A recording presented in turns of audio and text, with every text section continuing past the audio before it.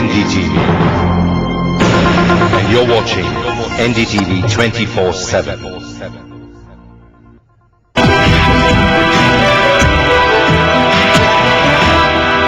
This is a good time to address the fears and obstacles that students come across when preparing for the exam. With me, I have 5 students who are going to sit the exam in November this year, and of course our very own CAT expert Murtuza Gadiwala, who has an institute of his own and is also an author of a book.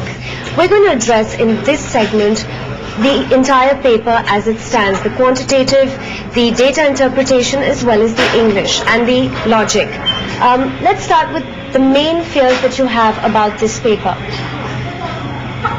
I guess the main fear is quantitative, and so I would want to know that what exactly can you do in chapters like probability and permutation. Being from a commerce background, we haven't covered those chapters, so is it really important or can we leave them out? Alright, see, what you must realize is that the quant section is difficult for all CAT aspirants, not just for commerce students or for engineering students. It's difficult across the board, because of which it also happens to be the lowest scoring of all the 3 sections. That actually acts as an advantage for people like you. You know, if you're saying I'm from a commerce background, I'm weak in certain topics, the thing you must remember about the quant is that you don't need to attempt a lot of the quant section. For example, out of 50 questions that are asked or 50 marks that are asked, even an attempt of 18 to 20 marks would suffice. So if at all you feel that you're weak in a subject like probability or derivatives or something of that sort, you might as well leave it out, you know. I mean, there's no need to compulsorily attempt those subjects, right? In quantitative analysis, what are the most important topics? Well, you know, luckily there have been some very clear trends in CAT in the last few years. Particularly 2 topics. They stand out very prominently in terms of, you know, the number of questions asked. One of which is geometry, and the other one is basic number properties. You know, questions based just on numbers, on properties of numbers, on odd and even numbers, prime numbers, just working with numbers. And of course, geometry are very basics which you have done in 10th standard. A chunk of the questions, you can say out of 50 marks, you can very well expect at least 10 to 15 marks from just these 2 topics. And if you do them well, a lot of your math preparation will be done for CAT. Is grammar more important in verbal as such? See, again, as far as grammar is concerned, out of 50 marks that have been coming in the verbal section, usually just around 5 marks of weightage is given to the grammar-based questions. And there have been certain years in the CAT where grammar has not been asked at all. So I don't think you need to worry too much about the grammar. You know, the verbal section is less of grammar, more of verbal ability, which is your basic verbal skills. You know, for example, being able to complete a sentence, being able to, you know, arrange a sequence of sentences in a meaningful order, and those type of questions. So as far as grammar per se is concerned, very little of it has been asked, and fortunately, the kind of grammar questions that have come have not been, you know, like hardcore grammar where you need to be an MA in English literature to be able to answer them. There have been common errors, you know, introduced in a sentence, and if you are well read and if you have been conversing in English, I think you should be able to spot most of them without difficulty. Murtuza, how many hours of revision or work does a student have to typically do, say 2 months before the exam?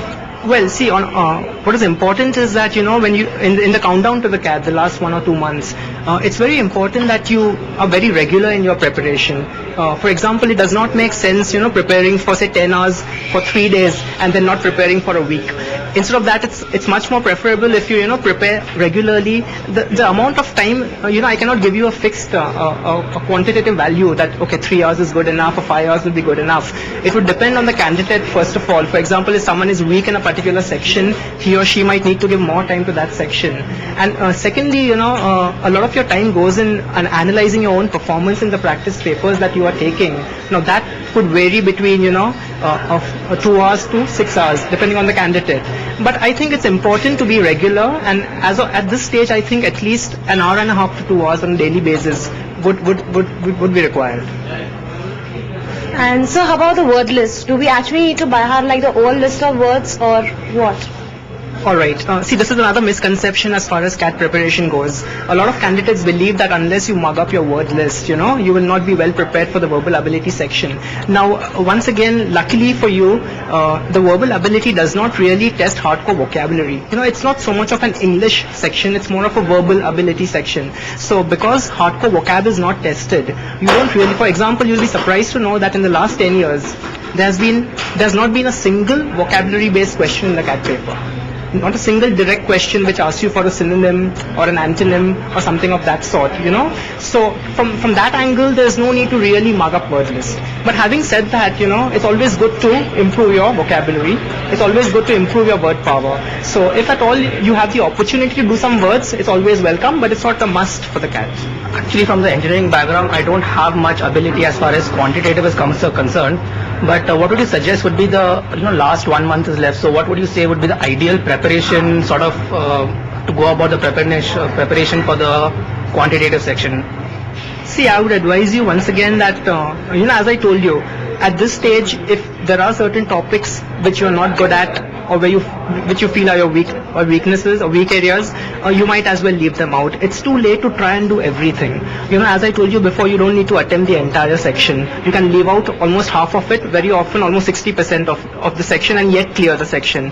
So what I suggest is you focus on those areas which are your areas of strength. For example, if you're good at certain topics in math, percentages, averages, ratio, the very basic topics, and geometry and numbers, I told you, tend to become important. Focus more on those topics and make sure you brush them up rather than trying and doing everything. It's useless trying to be 100% prepared in the quant section. Even if you are 60% prepared, you might as well attempt those 60% of the questions and yet get a very good score. So on the issue of quants, should we spend more time doing one sum, or should we just go as fast as possible? Okay, see, you mean to say in the actual paper or right now? In the actual paper, you should not spend a lot of time on any one question, because then, you have a limited time to complete so many questions in. But at the same time, simply chasing a high attempt and trying to pursue a particular attempt, that I'll try and solve so many questions, would be meaningless, because you must remember CAT has negative marking as well. So if you go wrong, you actually lose marks. And if you're just trying to attempt more and more questions, and if, in the process, if you start making more and more errors, then whatever marks you're scoring, a lot of that score gets eroded because of the negative marking. So, I would rather suggest you spend less time on few questions and try to get them right, rather than just attempting more questions. Murtuza, all students have certain weaknesses and certain strengths when attempting a paper. Right. Is the approach to first finish what you're good at and then go to your weaknesses, or finish what you're worst at first?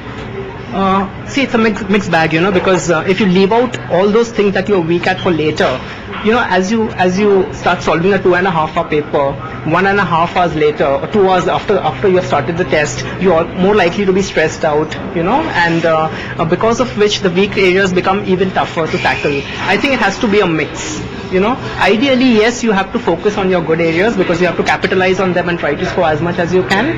But in the process, if you feel that there are certain weak areas which you can't avoid attempting in the paper, you cannot just simply leave them for the last 10 minutes or 15 minutes. You have to do them somewhere in between.